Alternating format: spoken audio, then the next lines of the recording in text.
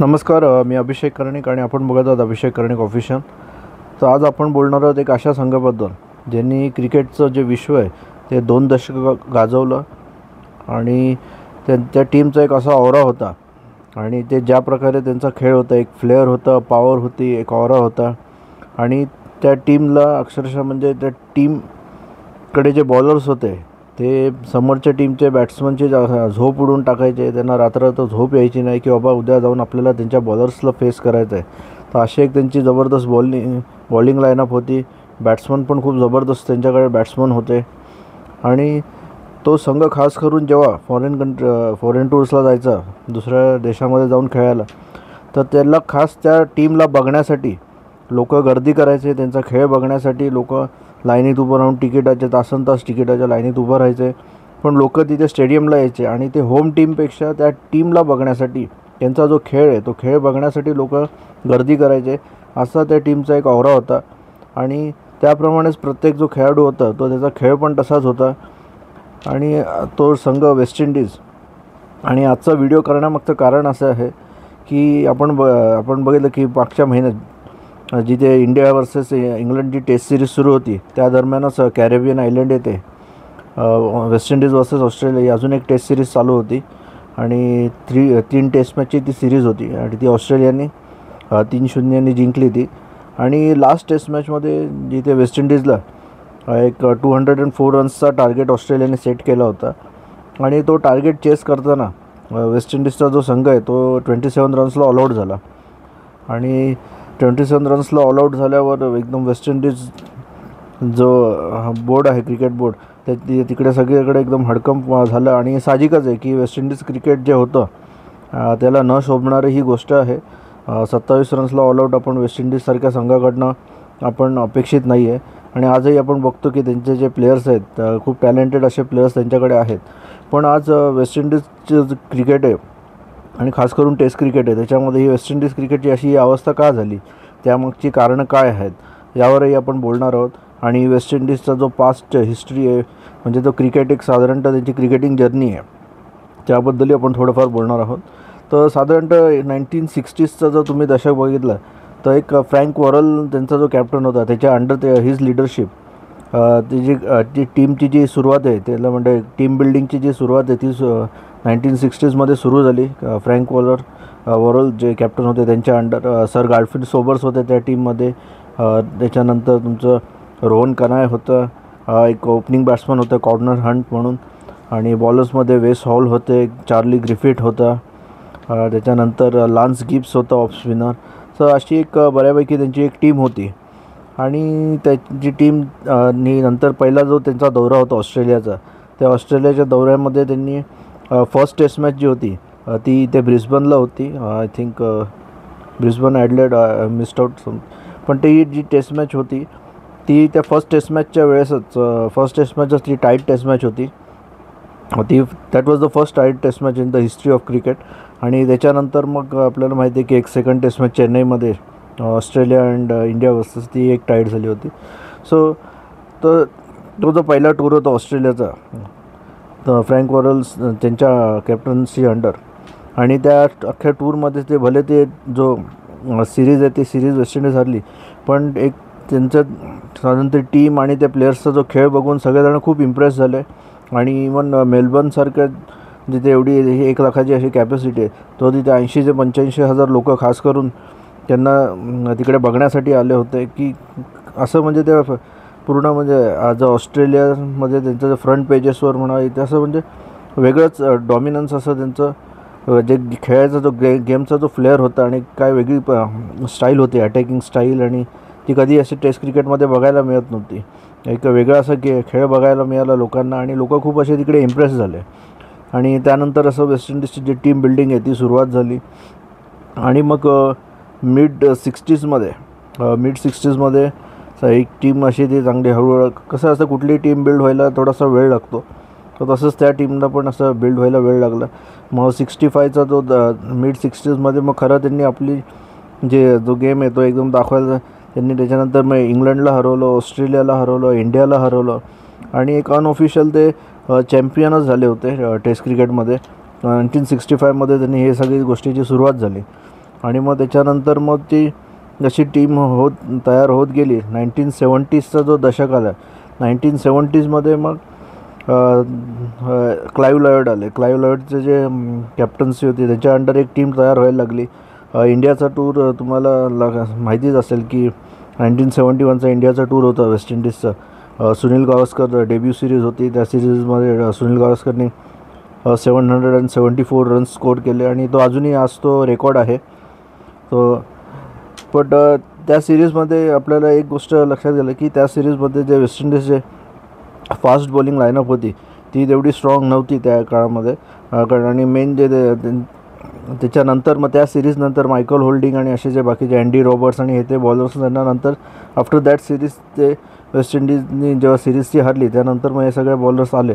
तर त्या सिरीजमध्ये एक चांगली बॉलिंग लाईनअप त्यांच्याकडे फास्ट बॉलिंगची नव्हती. बट पिच कंडिशन्स पण असे स्पिनर्सला फेवरेबल होते आणि पिचेस पण तसे. पण एनिवेज त्या टॉपिकमध्ये इंडियाचं क्रेडिटच असते की इंडियाने जाऊन तिथे वेस्ट इंडिजला त्यांच्या इकडे हरवलं. आणि सुनील गावस्कर नो डाऊट एक डेब्यूमध्ये आपलं कुठल्याही असं प्लेअरला एवढं सोपं नसतं, पण त्यांनी सुनील गावस्करने 774 रन्स स्कोर केले. But moving on to the subject म्हणजे वेस्ट इंडिज या टीमबद्दल, तर ती सिरीज हरल्यानंतर परत त्यांच्या एक गोष्ट लक्षात आली की आपला जो फास्ट बॉलिंगचं जे आहे त्याच्यामध्ये आपलं काही चेंजेस, मग चांगले फास्ट बॉलर्स परत आले. मग क्लाइव्ह लॉयडचे जे कॅप्टनशिप अंडर एक नवीन टीम तयार व्हायला लागली 70sमध्ये. मग त्याच्यामध्ये मग ओपनिंगला डेस्मंड हेंड्स, गॉर्डन ग्रीनिज, मग व्ही रिचर्डसारखा एक जबरदस्त बॅट्समन जो कधी पण त्याची एंट्री मारताना असं म्हणजे तो एक जो मैदानात एंट्री मारताना असं काहीतरी डुलत यायचं कायम, त्याच्या तोंडात च्युइंग गम आणि कधी हेल्मेट नाही, एक साधी आपली जी टेस्ट कॅप असते ती घालून तो मैदानावर येऊन बॅटिंग करायचं. आणि काय बॅटिंग करायचा, ठपाठप इथे. आणि जबरदस्त असं म्हणजे एक फ्लेअर होता त्यांच्या पूर्ण वेस्ट इंडिजच्या टीममध्ये. Bowling line-up Michael holding, Andy Roberts, जोल गार्नर आणि एक असे 101 बॉलर्स होते. आणि हे जे बॉलर्स होते हे कधी पण कंटिन्यूस ऑलमोस्ट आपण मायकल होल्डिंगला कॉमेंट्री करताना ऐकलंच असेल की तो म्हणायचा की आम्ही तर कंटिन्यूस असे 100 माइल्सचा किती वेळा आम्ही टाकला असेल त्याचा काय लिमिटच नाही. आणि we use to always bowl about 95 miles per hour असं तो नेहमी सांगत की तेव्हा मशीन गन्स नव्हते, पण बाकी असं म्हणजे बिलो 90चं तर कोणी आमच्याकडे बॉलर्सच नव्हतं, सगळे त्या पेसेस होते. माल्कम मार्शल नंतर आलं. सो एक जबरदस्त अशी बॉलिंग लाईनअप त्यांची होती. आणि त्या बॉलर्सची अशी म्हणजे समोरच्या टीममध्ये एक दहशत होती, धडकी भरायची. बॅट्समनना रात्र झोप नाही लागायची, ते म्हणजे उद्या आपल्याला या अशा बॉलर्सला समोर जायचं आहे, एवढं असं जबरदस्त त्यांची ही पूर्ण टोटल बॅटिंग लाईनअप होती. आणि मग त्यांचं जे ही टीम जी तयार झाली क्लाइव्ह लॉयडच्या कॅप्टनशिपकडनं ती आपण बघितलं असेल की 1975चा वर्ल्ड कप जिंकला, 1979चा जिंकला, 1983 ते फायनलला हरले इंडियासमोर. बट ओव्हरऑल तर म्हणजे 70sमध्ये जो त्यांचा डॉमिनन्स सुरू झाला तो अगदी 90sपर्यंत चालू राहिला. आणि टीम तशी तयार राहिली, बॅट्समन त्यांना चांगले मिळत गेले, बॉलर्स त्यांचे ॲडअप होत गेले. त्या म्हणजे नंतर मग 90sमध्ये म्हणजे माल्कम मार्शल तर 80sमध्ये मिळालेच होते त्यांना.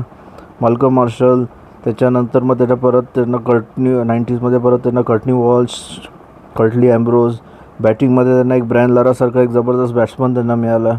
आणि एक वेस्ट इंडिजचा जो संघ होता तो एक चांगली फायटिंग दाखवायचा, त्यांच्या खेळण्यामध्ये एक फ्लेअर होता. आणि लोकांना खूप त्यांचा गेम जो आहे तो गेम खूप आवडायचा वेस्ट इंडिजचा. आणि कधी पण आपण बघितलं असेल का ते लोक असं म्हणजे स्लेजिंग करून किंवा असं कुठलं तर असं फारसं कधी त्यांचा तो तसा खेळ नव्हताच वेस्ट इंडिजचा. पण ते लोक त्यांचे जे स्किल सेट होते they were more dependent on the skill set, आणि त्या स्किल सेटनेच ते समोरच्या टीमला डिफीट करायचे. तो एक त्यांचा मस्त असं एक लोकांना आवडत होतं की ही टीम काय खेळते एकदम एक. आणि त्या ऑरा जो होता तो ऑरा बघून लोक खूप खुश व्हायचे. कॅरिबियन फ्लेअर होतं, आपल्याला सगळ्यांना माहिती आहे की कॅरिबियनमध्ये ते लोक तिथे खेळण्यात होतं त्यांचं ते कॅज्युअल एक असा तसा ॲप्रोच असतो त्यांचा.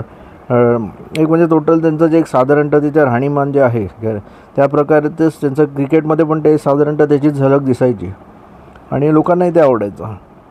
पण जसं जसं आपण बघितलं असेल की क्रिकेटचा पुढे अजून विस्तार होत गेला, बाकीच्या टीम्स हे गेलं, पण आपल्याला सर्वांना माहिती आहे की शेवटी काय असतं की तुमचा जो इन्फ्रास्ट्रक्चर आहे त्या इन्फ्रास्ट्रक्चरवर पण भर द्यायला लागतो तुम्हाला. असं म्हणजे जे प्लेयर्स टॅलेंटेड जरी असले येत असले तरी त्यांना एक प्रॉपर गायडन्स लागतं.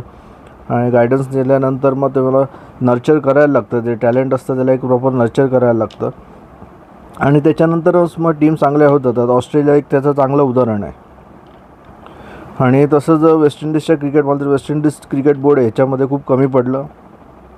ते जे टॅलेंट जसं नॅचरली येत होतं त्याच्यावरच ते डिपेंड राहिले. त्यांनी जसं इन्फ्रास्ट्रक्चर डेव्हलप करायला पाहिजे होतं, जशी सिस्टम पाहिजे होती ती सिस्टम तशी त्यांनी एनेबल केली नाही. आणि त्यानंतर मग त्यांना जसं बघायला की संघ त्यांचा जो आहे हळूहळू मागे पडत गेला आणि आज आता आपण ही अशी अवस्था बघतो आहे. बट आपल्याला काही बघायला की आज त्यांच्या इकडचे जे प्लेयर्स आहे अजूनही बघतो की टॅलेंटेड प्लेयर्सची काही कमी नाही त्यांच्यामध्ये. बट ते मोस्ट ऑफ द जे प्लेयर्स आहेत ते आता रेड बॉल क्रिकेट म्हणा किंवा वेस्ट इंडिजला रिप्रेझेंट करण्यामध्ये त्यांना फारसा असा रस आहे असं दिसत नाही. जे आपले हे T20 लीग्स आहेत सगळ्या त्या लीग्सना ते रिप्रेझेंट करायला बघतात. तिथनं त्यांना मोठ्या प्रमाणात पैशाची कमाई होते. सो ते त्याच्यामध्ये जास्त इंटरेस्टेड असतात. तर तो एक त्यांच्यासाठी एक सेटबॅक येतो. पण माझ्या मते ह्याच्यामधनं एक मार्ग काढायला पाहिजे त्यांनी. ICCनी पण या गोष्टींमध्ये लक्ष घालायला पाहिजे.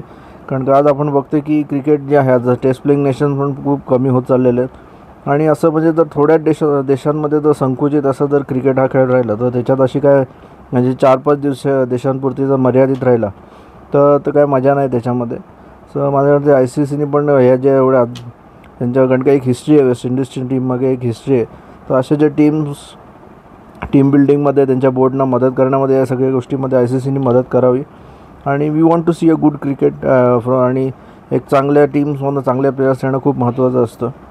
आज वेस्ट इंडिजचा जो संघ आहे 27ला जो ऑल आऊट झाला ही एक चांगली गोष्ट नाही आहे. सो त्या दृष्टीने वेस्ट इंडिज क्रिकेट बोर्डने आता काही पावलं उचलली आणि ICCनी पण त्यांना त्या दृष्टीने माझ्या मते मार्गदर्शन करायला काही हरकत नाही आहे. आणि let us see, we are very hopeful की आपल्याला काही इम्प्रूव्हमेंट दिसेल. अँड वेस्ट इंडिजचा जो पहिलेचा जो प्लेअर आहे तो परत कदाचित येईल नाही येईल म्हणजे आला तर आपल्याला खूप म्हणजे बघायला मजाच येईल की आपण आता नवीन काही बॉलर्स फास्ट बॉलर्स त्यांचे बघतो आहे की आहेत चांगले फास्ट बॉलर्स आहेत, प्लेयर्स पण टॅलेंटेड प्लेयर्स आहेत. पण ते लॉंगर फॉर्मॅट कसे खेळतील याकडेही जरा लक्ष द्यायला पाहिजे. आणि खास करून मला तरी वाटतं की रेम्युनेशन्सच्या बाबतीत जे आहे ह्याच्यावर पण काहीतरी विचार व्हायला पाहिजे की बाबा हे लोक कसे खेळतील परत. तर या सगळ्या गोष्टीचा विचार होईल. थँक्यू.